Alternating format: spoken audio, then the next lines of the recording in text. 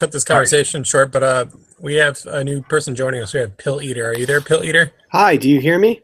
Yeah. Hey, great. I just actually found out about your show through Millennial Woes, and it's really cool that you're doing this. Wait. Let me test to see if you're a Jew.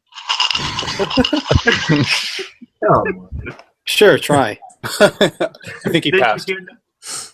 Yeah, he passed. He didn't. So, Pilleater, are you would you like to introduce yourself and tell us a little bit about your Christian background? Yeah, sure. My name is Pilleater. It's not my real name. It's a fake name. I'm going on the internet. I've been on Pentecostal background. I know that might sound a little, especially with the background of being Pentecostal, where you have every single race together in the same room and everyone's holding hands and speaking tongues. It's certainly the only way if I've remembered to learn the Bible, and certainly a passage from it, or how I came from it. I mean, certainly, I'll be honest right now, I haven't been in church for the past 4 months, is because it's been recently my last semester at my Catholic college, and I just got I just graduated, and I got my degree.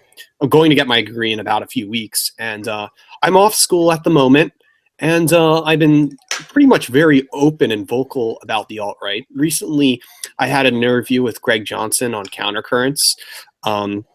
I've talked to, and I've went to one NPI event. I'm very secret about these things, so I don't know if anybody of you have been to those things, but right, I've went to several like Countercurrent events, so I know people IRL, but for my internet identity, I might as well get it out there and get my voice there. So yeah, it's interesting though you're having a discussion, especially about religion and the alt-right. That seems to be an interesting thing to talk about. I mean, the only outlet I know is Trad Youth and what Matthew Heimbach does with his Orthodox Christian background. So yeah, well, we've been doing this for a while, haven't we?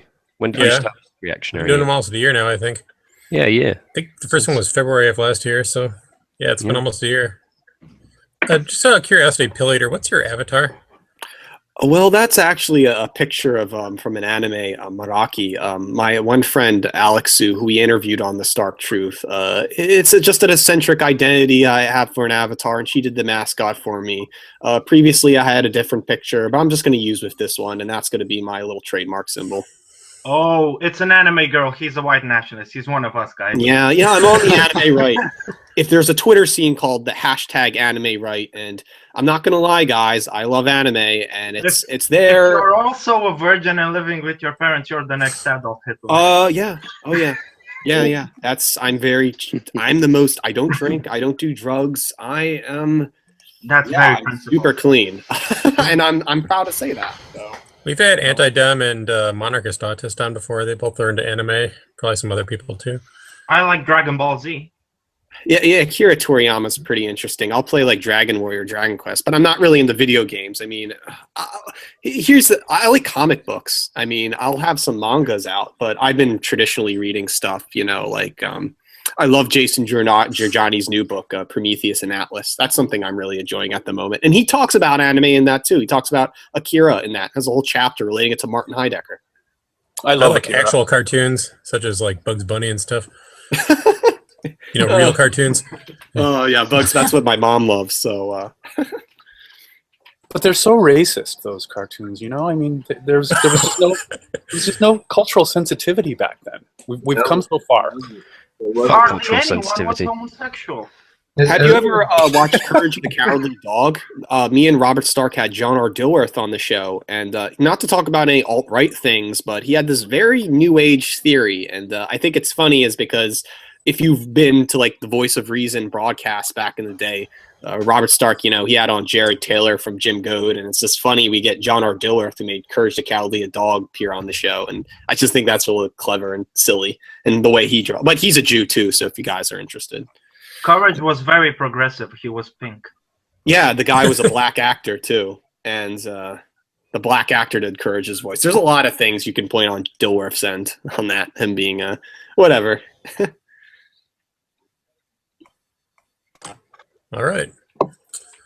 So we actually have a full house here right now. So what were we talking about before Pilleater joined us about the right-wing revolutionaries, or you want us to keep talking about that, or anything? Yeah, well, it's a religious basis. It started with Lucifer. He wanted to rebel against the order. He saw it as unfair. He saw it as beneath him to do his duty. And that's basically the left. Who are you to tell me how to live my life? I am me by virtue of existence. I deserve. Absolutely. I have. These possessive verbs, as if drawing breath is some kind of sign. You earn money, you earn friendship, you win love. You don't deserve anything. You deserve not to be killed by others. That's it. The rest you make, you forge. As long as you're sometimes you don't even deserve that. Yeah. But that's your actions. I meant by default of existing. Not you renounce your right to live when, I don't know, you do something horrible. Like watch animes with dub. Well, I'm not that much of an anime addict. I mean, I'll be honest with you guys. I'm joking. I went to Asian studies. I was in college for 2 to 3 years doing Asian studies, but I graduated with English and communication. So I have my mix between East and West disciplines. So Asian studies? Yeah, like Japanese and Chinese. Yeah. What about Korean? Sorry, Chinese or Japanese? You have to do both. And I struggled with Chinese and I enjoyed Japanese, and that was my language that I did. Unlike everyone who does Spanish. Which part of Finland speaks Chinese and which part does Japanese? North they speak Mongolian, don't they? But yeah, I mean, if people want to call me a weeb, I guess that's, or Wapanese, that's usually the internet term. I mean, it's certainly a funny term, but I think the correct terminology should be Asianarian. I mean, if you're into these things. So, are you new to this podcast, to this Christian alt-right sphere, Mr. Pilleater? Yeah, this is actually my first time talking with a group of. I mean, there was Matthew Heimbach. Yeah, I've seen him, but. So, how do you get around it? How do you square the circle of being compassionate while still defending your people, from a Christian perspective? Here's the thing. Especially in a Pentecostal religion, I know you've probably been around the multicultural, all-black church, Asian, and then white church. Yes, and then everybody. All black churches in Romania. Goddamn Africans! Yeah, and Pentecostal will get that. I mean, that's really the only way that I got more interested in the Bible. But look, when my freshman year in college, I've seen like a stuff white people like Christianity, this kind of evangelic, interesting. I don't know how to call it, but they were like this group of kids that listened to like punk or electronic music, but they were considered themselves Christian. You know, it's this strange thing where it's like you have to, there's different sects of Christianity, and it's either lifestyleism or like the hardcore Orthodox nationalist. And that always confused me, but I've always put it myself as, I considered myself Christian or even Catholic as, you know, even Pentecostal. I mean, I'm struggling with those terms. I'll just say Christian overall, is because in the American situation is really hard to understand. It's like, it's certainly a lifestyleism, and it's definitely doing the right thing and doing good, and it's not like being in decadence, right? I don't consider myself a decadent person. Yeah, well, I mean, I wouldn't say that's necessarily the case with the contemporary American Christianity, because I would actually say there are a lot of Christians in America doing very bad things. Yes, such as welcoming in all sorts of dross. So how do you guys overcome the? Oh my, that was some performance by Pilleater. Watch the rest of the Hangout video over at Reactionary Ian's YouTube channel. A link is in the description.